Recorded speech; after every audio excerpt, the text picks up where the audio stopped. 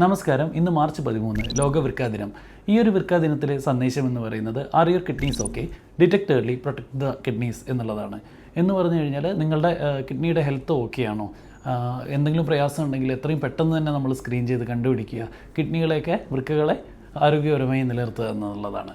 ഇന്ന് നമ്മുടെ സമൂഹത്തിൽ കിഡ്നി രോഗങ്ങൾ വളരെയധികം കൂടി വരികയാണ്. നമുക്കറിയാം പ്രധാനപ്പെട്ട കിഡ്നി രോഗത്തിനുള്ള കാരണമെന്ന് പറയുന്നത് ഡയബറ്റീസ് അഥവാ പ്രമേഹം അല്ലെങ്കിൽ ഹൈപ്പർ ടെൻഷൻ ഇവയൊക്കെയാണ്. ഇവയല്ലാതെ തന്നെ പല പാരമ്പര്യ രോഗങ്ങളും മറ്റുള്ള രോഗങ്ങളൊക്കെ കിഡ്നി ഹെൽത്തിന് ദോഷകരമായിട്ട് ബാധിക്കാറുണ്ട്. അപ്പോൾ തീർച്ചയായിട്ടും കിഡ്നിക്കുള്ള പ്രയാസങ്ങൾ കണ്ടുപിടിക്കാനായിട്ട് പല ലക്ഷണങ്ങളാണുള്ളത്. ചിലർക്ക് മൂത്രത്തിൻ്റെ അളവ് ഇനീഷ്യലി കൂടി വരിക, പിന്നീട് കുറഞ്ഞു വരിക, അതോടൊപ്പം തന്നെ ചിലർക്ക് നീരായിട്ട്, കാലിൽ നീരായിട്ട് അല്ലെങ്കിൽ ഫേഷ്യൽ പഫീനസ്, മുഖത്തൊക്കെ നീരായിട്ടൊക്കെ പ്രസൻറ്റ് ചെയ്യാം. അങ്ങനെ പല പ്രസൻറ്റേഷൻസും ഉണ്ടാവാം. ഇത് കണ്ടുപിടിക്കാനുള്ള ടെസ്റ്റുകൾ എന്ന് പറയുന്നത് സ്ഥിരമായിട്ട് യൂറിൻ റുട്ടീനും അതുപോലെ സീറം ക്രിയാറ്റിനിൻ അതിൻ്റെ ലെവലും ഒക്കെയാണ്.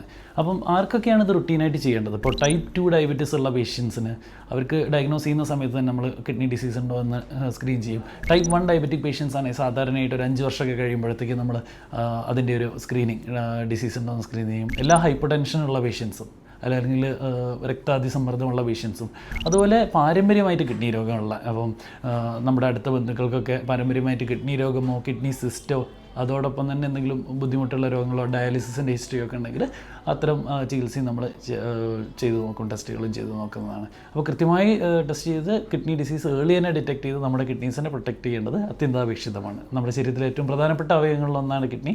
ഇതുകൂടി ഓർമ്മിപ്പിച്ചുകൊണ്ട് നിർത്തുന്നു. Stay healthy. Follow for more.